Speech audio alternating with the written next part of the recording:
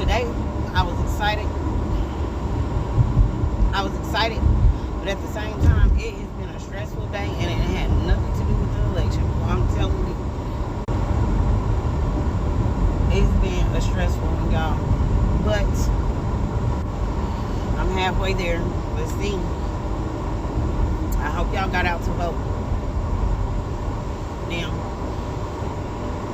I'm trying not to be a hater this election and just call all my opponents out on stuff, but you know, we don't need more negative nannies. We have enough of those. So I've tried very hard not to be that. I tried to point out the fact that they haven't really been involved as far as it comes to the unified government meetings. I'm talking about my opponents, auntie. I'm talking about my opponents. They haven't really been to any of the meetings other than the incumbent. They haven't did any of that kind of thing, but I had not tried to just go in on and there were some things that I could go in on. Like one of them, they had their meet and greets in Strawberry Hill. Well, that says a lot. Because almost every candidate, except for like the mayor, they have them in their area. They have them all over the city, all over the county, but they have them everywhere. And the reason they do that is because they're showing their loyalty to their area. So that would stand a question whose loyalty would be in Strawberry Hill, because Strawberry Hill is a long way from District 8. The other one of them, I felt like they jumped in the race. Well, actually two. The other two, I felt like jumped in the race on some BS. Whether they knew me or not, I called. But see, I make sure to get in the race before anybody else does. You know, I'll get in with the incumbents in there. But I don't jump in a race where there's already two people. I don't, especially if I agree with those two people. None of them knew me, knew of me, knew anything about me. The incumbent knew, and she called it out. I have to give Miss Philbrook her props. She told them, I don't know none of y'all. I know Miss CC because she been there, and I do. I be there all the time, in their face, on their phone, on their email. Like, hey, for a minute, I was greeting them every morning. Like, hey, I ain't going nowhere. And this is my greeting in the morning by running. Whether I win or lose, I will still be there, and I will be on the ballot. Come, not this year, not next year, but 2023. I don't want to run federal. I don't want to run Sharice Davis race and the presidential. That's the federal races. I want this right here because this is actually what moves things. I'm not saying that the president don't do nothing or nothing, but it takes so long for us to see it, for us to experience it, or any of that, unless they do some type of rush thing. Most of the time, the laws and stuff like that they put into place while they're in office as president, they don't come about until after that's well gone. Like, they're out and the next president is in. Even if they've done 8 years, it seems like it takes at least 10 for their stuff to kick in. However, these local races, again, once the candidate is seated, if they have any changes that they're going to do, you're going to start to see those changes immediately because it's right here in your city, right here in your face, right here in your downtown. Just like the movies that come out, most of them hit the coast first, and then they work their way in. Well, that's just how some of the presidential stuff goes. They start out and then they work themselves in. So this is important, and I know that I'm going to spend the next 2 years, whether I'm in the seat or not, promoting this voting for the primary, and less voting for the president. Well, not less, but I mean literally, we don't see any benefit from the presidential race. We do not see benefit from the presidential race, not right away, except for these little pandemics and the stuff I'm hearing right now. Whew. Like people having to pay back the stimuluses through not unemployment, but their taxes and all kind of stuff like that. And I'm just looking like, well, what was the purpose if you gonna break us again once we get on our feet? Y'all giving out food stamps and everything for free. And then like, oh, don't worry. In a few years, y'all going to have to pay it back when y'all get on y'all feet. And then when we get on our feet, we're going to be back broke and back struggling. And we ain't going to get a stimulus. So, with that being said, you know, you always have to kind of be leery of those kind of things. Now, I ain't going to lie. I needed it, and I used mine. And I used it wisely. But it still remains that what happens when they start to recall that money and stuff? Are they going to make us go broke? Or are they going to work out some kind of payment arrangement? Or are they going to forgive families who are still struggling, or families who were struggling anyway? I don't know. But I do know that these next 2 years are going to be exciting. I'm going to say that. At the very least, they're going to be exciting. I just advise y'all to get on that UGTV.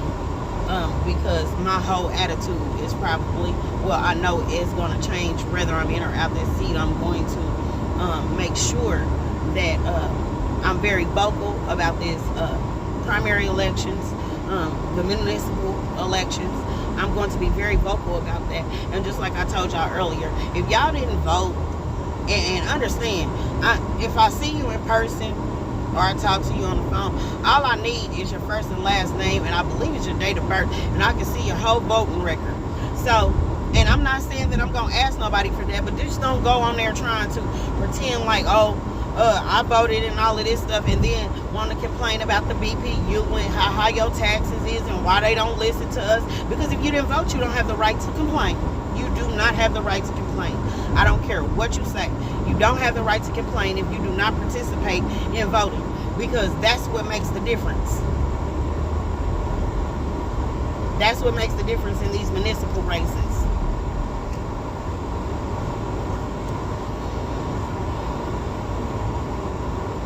I'm almost there. I'm doing good, Mr. Roberts. How are you? I don't even know if they on there. Get out. They on my stuff, asking questions. I ain't doing good, y'all. I'm ready to go and see and get it over with, so I can go to sleep and maybe get a whole night's sleep, you know, maybe at least 5 hours. Because like this whole time I've been working out about 2 hours, an hour and a half. Some days I don't go to sleep at all because I just be sitting there staring at the ceiling and stuff. Like, what am I going to do next? I know exactly what I'm going to do in office. And again, I still got more race to go. So I don't want to be out here calling it out, because I did have, I had 2 forums in one day. And one of them was earlier in the day, like around 3, and the other one was like at 7 o'clock at night. Well, by the time I made it to the 7 o'clock one, one of the opponents almost said my stuff verbatim.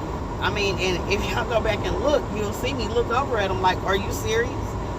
And very serious, like with a straight face sitting right next to me, spitting out everything I said. And I'm just looking like, oh, okay, that's the type of party we on. So, I just say, look at how I move, look at how I work, look at how I do. That's exactly it. My action speaks louder than my words, because I don't talk a lot, which is why I started doing these lives and stuff like that, so that I can kind of, you know, work up the nerve, if you will, to be more vocal with y'all. Well, I'm out here, and anybody who want to come, Auntie Gail, you should come up here to Hoops. I wish Boo was open so I could go up there and do my countdown. But maybe in November I'll be over at 4th Down Grill. Get me some food, because it is so good. He opened on the 6th, by the way. I want to see a line out that door, and then go next door to the Colada Scoops and get y'all. Ooh, girl, that ice cream is so fire. They said those shakes and drinks she got is good too. I have not tried them, but I got intentions of trying just about everything on that menu. I like ice cream, even in the wintertime. So, but we are up here at Hoops. It ain't just me, it's a couple of the other candidates are up here at Hoops. Y'all can feel free to stop by. I thank everybody for their support. I'm sure that when everything goes and the count goes, I'll be doing an actual formal thank you, whichever way. But I want to thank everybody now for the support, because today was outstanding. I seen everybody sharing my stuff and giving me love and things like that, and I really appreciate it. I do, because sometimes you can get discouraged.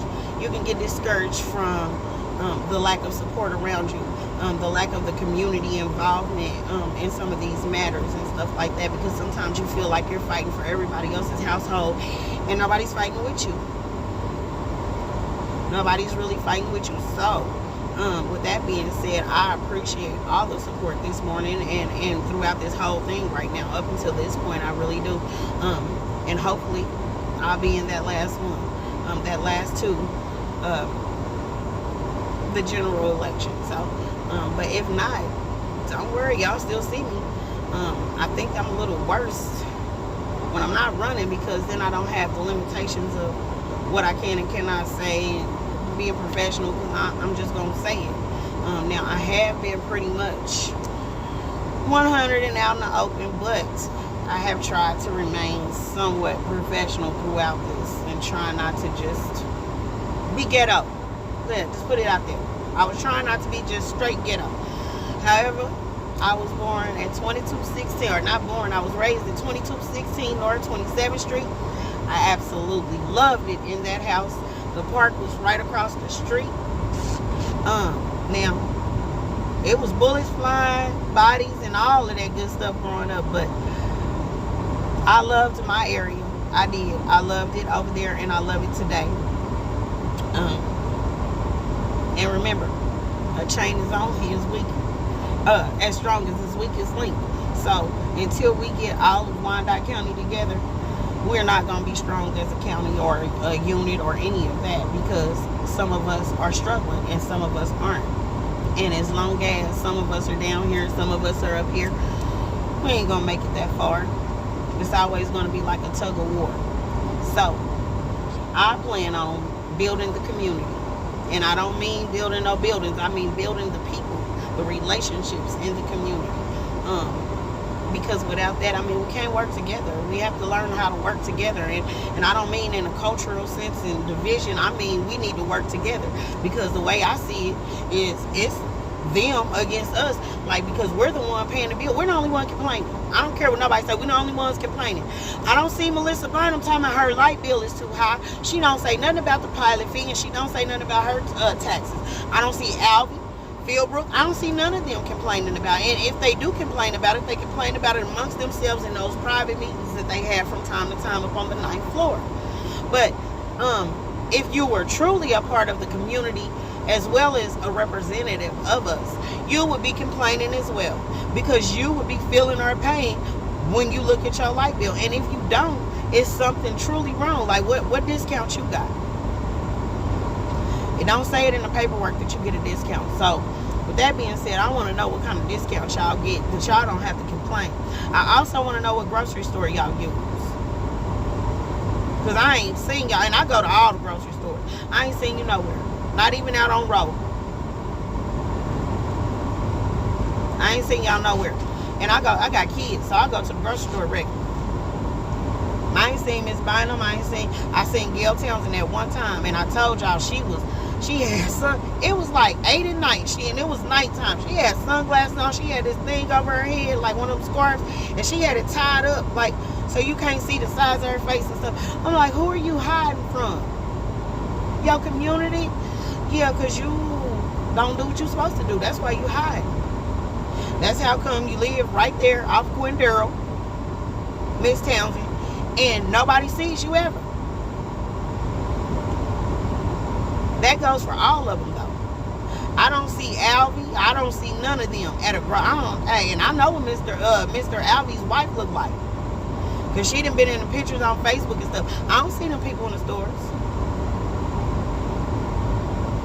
The last time I heard from Alvy is when he took his daughter out of Sumner and stuck her in a $10,000 a semester private school, and I ain't talking about Bishop Ward. He took her to a prestigious one, and it came out like, is that our tax dollars paying for that? Because my tax dollar, I mean, my money can't pay for my kids to go to a $10,000 a semester school. So I'm over here at Hoops, and again, if y'all want, it's already got a little crowd here.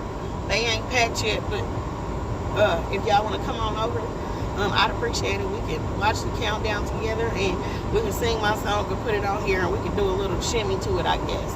So, because I really have not done my little song for y'all on here, and I would like to, because I was been supposed to.